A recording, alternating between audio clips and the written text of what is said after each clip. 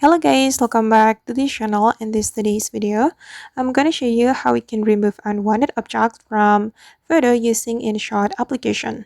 Okay, let's get into it. Here I have opened my Inshot application, and first thing first, we can go to this photo section and you can click on new to start creating new project. Then select the photo you want to remove the unwanted object from.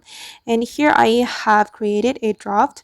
I'm just going to open it, and for example guys, I'm going to remove this object from my photo. If we want to do that, we can go to the PIP option. We're going to overlay this photo with the same photo. I'm going to search for the same photo. Okay, this one guys.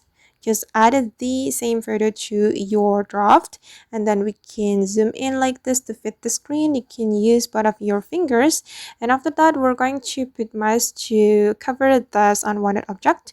Go to the mask option and you can choose the type of the mask you want to apply. Then I'm gonna go with the circle mask. Then we can adjust the mask like this. You can make it smaller or bigger according to the object you want to cover.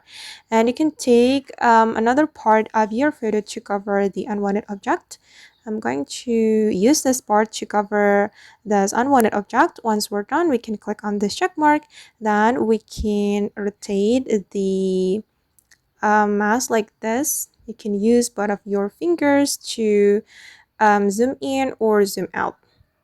And you can adjust the position like this, and to make it more natural you can go to the adjust. Then you can adjust the lightness, the contrast, warmth, tone, or etc. And I'm just going to adjust the lightness. Okay, and I think it looks perfect. Then we can click on the check mark, and this is the final result. And once you're ready, you just need to save this photo to your device. Just click on the save button to save the photo to your gallery or your device. Alright guys, and that's how we can remove unwanted objects from our photo using InShot. I hope this tutorial will be useful for you. Thank you so much for watching, and see you in the next video.